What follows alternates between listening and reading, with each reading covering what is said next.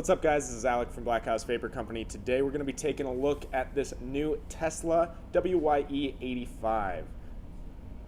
So let's take this down up close and personal, get to know the mod, and then we'll bring it back up. I'll give you my pros and cons, and we'll call this video good.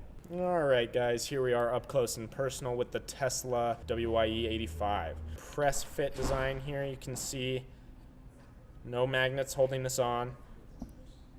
Just a press fit polycarbonate case. Feels awesome, clicks together well. You may experience issues with your battery door starting to get loose, but I never did on the 200 watts, so maybe that's just a myth, but I have to throw it out there as a possibility. With the polycarbonate, the way that they don't use magnets on these doors makes me assume that it will eventually get kind of loose. Now, one thing to note is the interesting shape here. You'll notice that it's rectangular, but it's not entirely perfect rectangle. It's a little bit thinner on this side and a little bit thicker over here, and actually thickest right in line with the 510. Now, I personally think that's fantastic. Being right in line with the 510 means you're going to be able to fit a larger tank on here, or RDA, and you're not sacrificing really making the entire device any bigger. You're just doing a slight taper there. So personally, I think that's fantastic. 510 pin is spring loaded. Your threads inside of there look pretty good, not great, and obviously press fit 510 pin in here means that hopefully you won't have any issues with the 510 pin popping out or anything like that. On Teslas, I've never really had an issue with their 510 pins. Spring-loaded contacts in here, going to make good contact with your battery every time. Knowing Tesla from their past devices, I'm going to say that these springs are going to hold up just fine. I would probably be more worried about the battery door itself than the springs holding the battery in. Nice little diagram here showing you a negative and positive for your battery. All right, let's throw a battery in here and we'll go through the menu really quickly. Obviously negative in first, we're going to throw that in there. Clip this down. So 3 clicks is going to get you into the menu. So we'll just do that really quickly. 1, 2, 3. Now the menu itself is not actually a separate screen from the main screen. The menu is actually integrated into the main screen. So let's take a look here. You see that my ohms are highlighted. Obviously I don't have a device on here, so my ohms are not going to show anything. 1, 2, 3, it went away, but you can see that highlight there. That's for you to lock your ohms.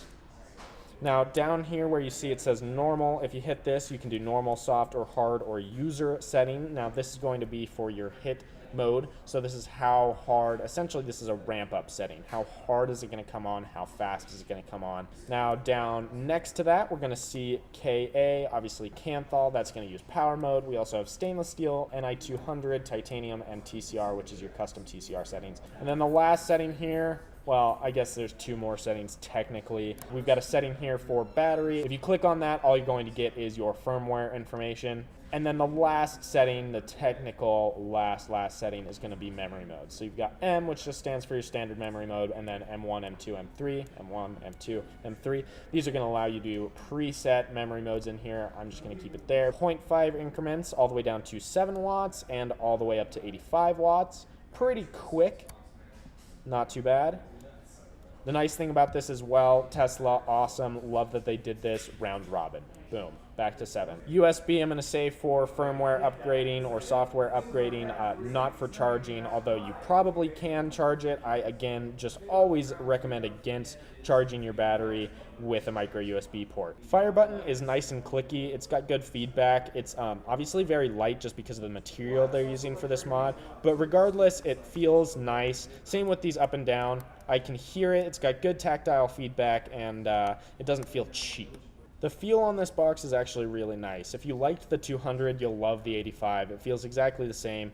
It's got a kind of matte texture to it, I want to say. One thing that I do have to mention is that this does tend to get dirty very easily. I don't know what it is, it just attracts dirt. Super easy to clean, but it will get dirty. It'll look like it's just starting to attract dust and grime. Alright guys, so that's everything I have in the up close and personal for the Tesla WYE 85. Let's take it up into the FaceTime mode, and I'll give you my final thoughts, my pros and cons, and we'll call this video quits.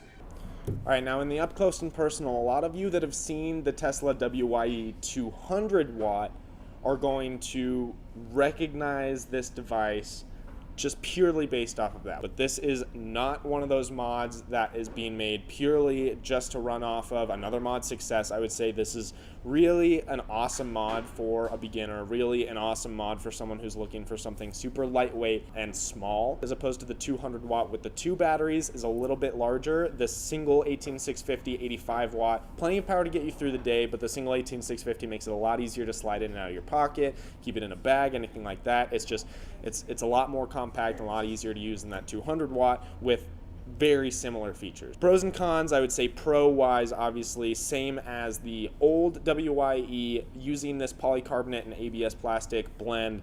The lightweight construction, the durability of it, I would say is just one massive reason by itself to look into purchasing this mod over any other. Some people say that the lightweight construction makes it feel kind of cheap. I personally disagree with that. I think the lightweight construction makes it feel even more durable, like a phone case. It's made out of the same plastics that phone cases like OtterBoxes and stuff are made out of. It's built to last, and it's not heavy enough to really do any damage to itself if it's dropping from a distance of maybe your hip or even a little bit higher. The menu system is very similar, again, to the 200 watt Tesla WYE.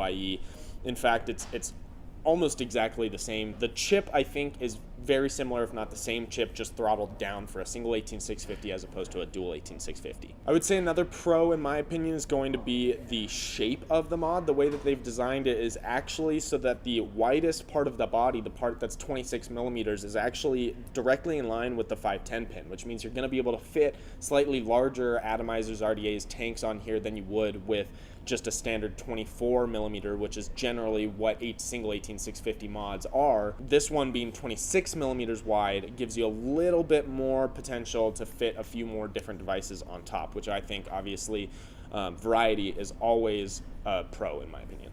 Now for cons, the 85 watts, obviously if you're someone who vapes a warmer vape, you like something where you're using quite a bit of wattage, this is probably not the device for you. That would be a con. The 85 watts would be a con if you're someone who really likes to take full advantage of lower resistance and a higher wattage output. So overall, this Tesla 85 WYE is fantastic in my opinion. Really well suited for beginners that are looking for something small, compact, and aren't looking to really utilize a ton of power.